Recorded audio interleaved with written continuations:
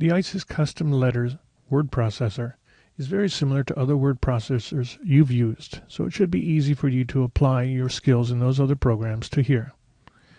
Here on the file, we have basic controls like new. We could create a new blank letter, open to open any existing letter, save and save as, or email. We can print. We can import existing files from your hard drives and export the same way, saving it outside of the database. On the Home tab, we have cut and paste, font controls, bulleted numbered lists, and so forth. We can insert tables, pictures, hyperlinks. It supports headers and footers the way you're used to.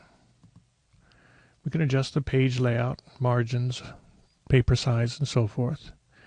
Now the Mailings tab is one of the most important because here's where we actually see the data source that we're using.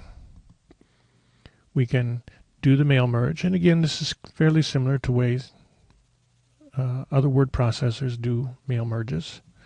Notice here we're seeing these results. We don't have any data right now. That's indicated here by this being grayed out. So if I was to tell it to view the merged data, I wouldn't see anything. If I had data linked, then the names would show up here.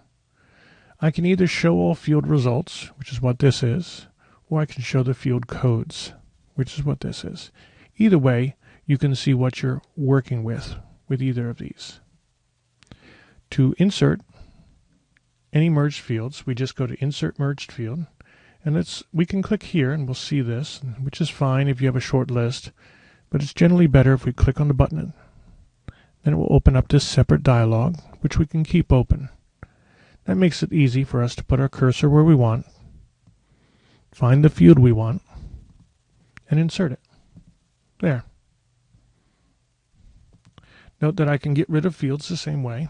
I just put my cursor and I can backspace over it or delete it, and it's gone.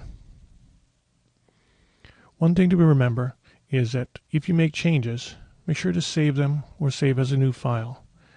This program will not require you to save it, so if I were to close this, it would just lose all my edits.